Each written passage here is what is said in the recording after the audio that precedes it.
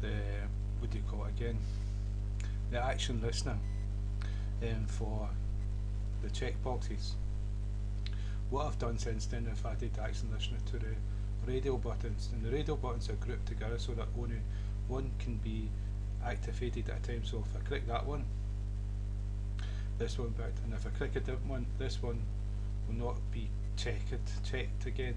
It will move to there, and this will be unchecked. And so only one at a time because they're all grouped together. And that's a convention for radio buttons, and checkboxes is different. The convention is you can select as many as you want. So I'll show you the code. So what it is, I've added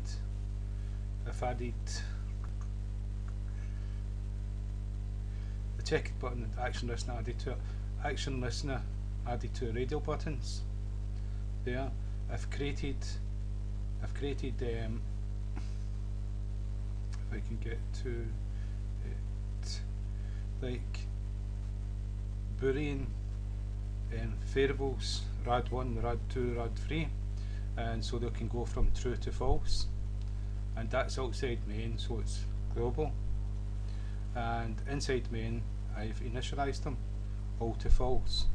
So when we go down to action listener, and remember we've got object C, E get source, event source, and whatever object that is, we've got an if statement. So that's for this button, that's for the print in the menu, and this is for the first checkbox, second checkbox here, and the third checkbox.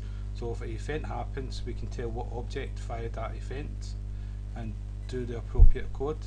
And so I've added other if statements, 3 of them, for radio buttons. So if the radio button gets clicked, this one gets fired.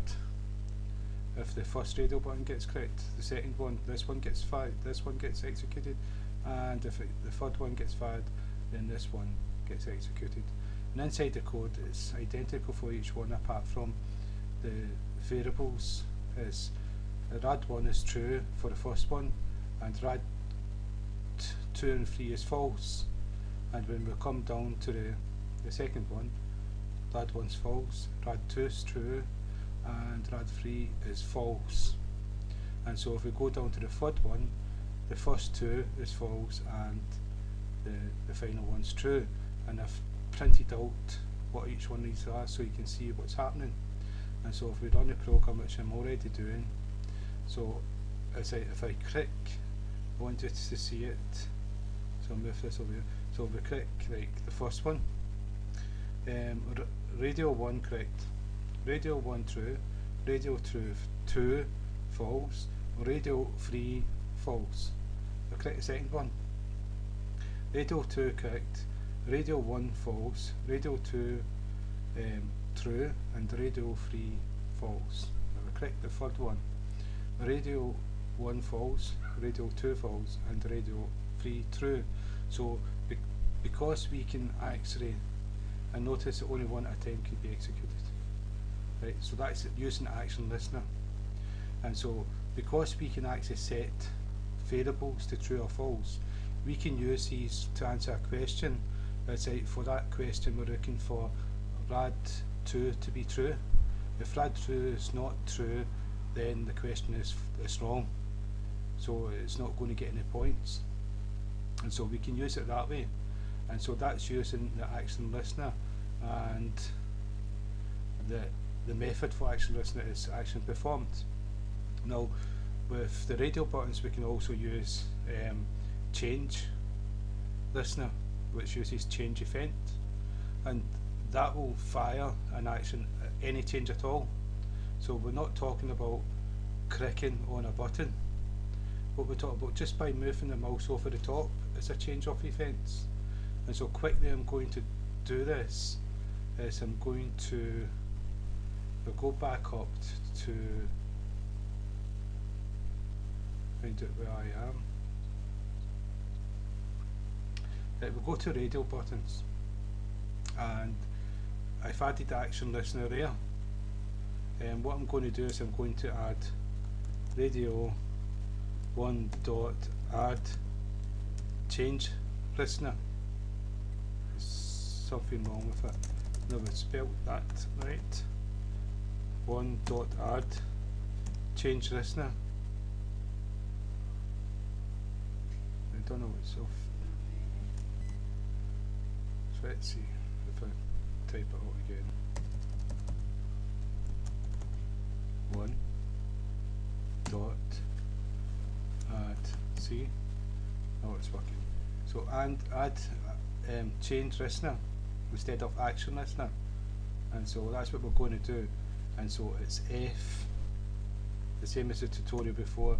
We've created that instance of this class, and it's not an anonymous instance object. We've actually given it a name to access it, and we gave it F. We could have given it whatever we wanted, and so we passed F to it, and it doesn't like it for some reason. Yeah, it does like it. I've got to show you more.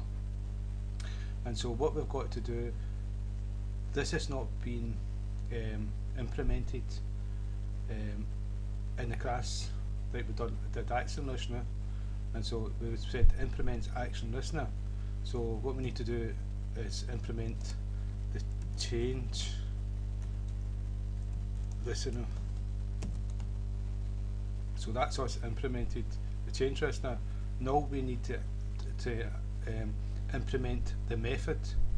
We've got the method for Action Listener at the bottom, and it's called action performed.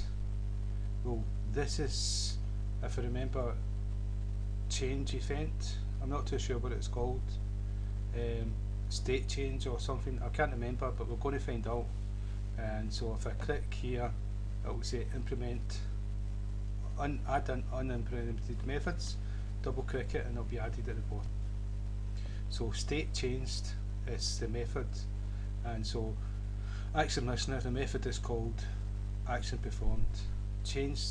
State changed is the method that's used with changed event, change listener, and so the code that we put in here will be executed when the state of radio 1 changes. And so what I'm just going to do, just to show you, system.out.println,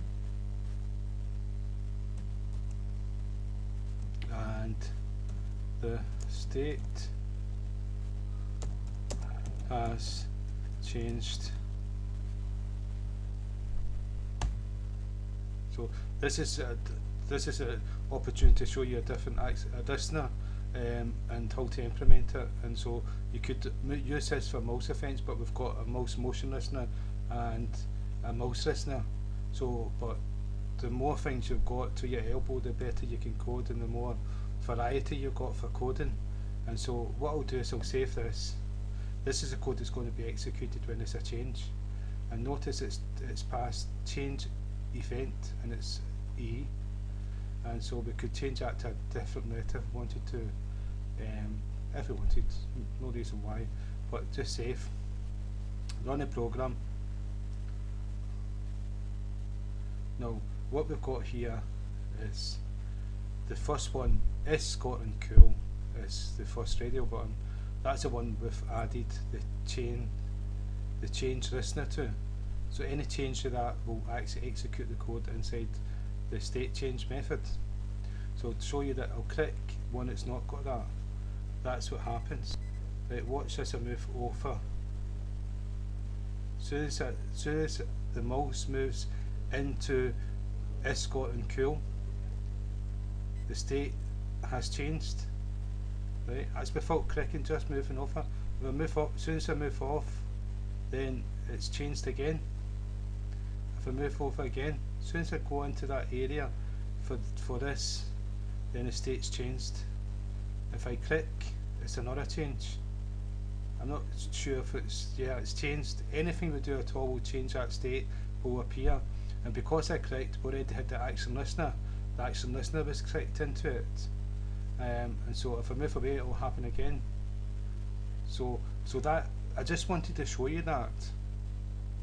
I just wanted to show you the the state change method and implementing ChangeListener, because we've got a lot more listeners to do, and so the other listener we can use with radio buttons is item listener. And so what I'm going to do is I'm going to add that. I'll leave that for the next tutorial. And so I hope that's been useful, because it should be useful, because if you're going to be programming graphical user interfaces, then these listeners are very important. And so it's like when we've done streams, it's different streams. You get to know your streams, you'll get to know your listeners at the same time, just in the same way. And once you master them, then you're a long way ahead in Java development. So again, thank you for your time.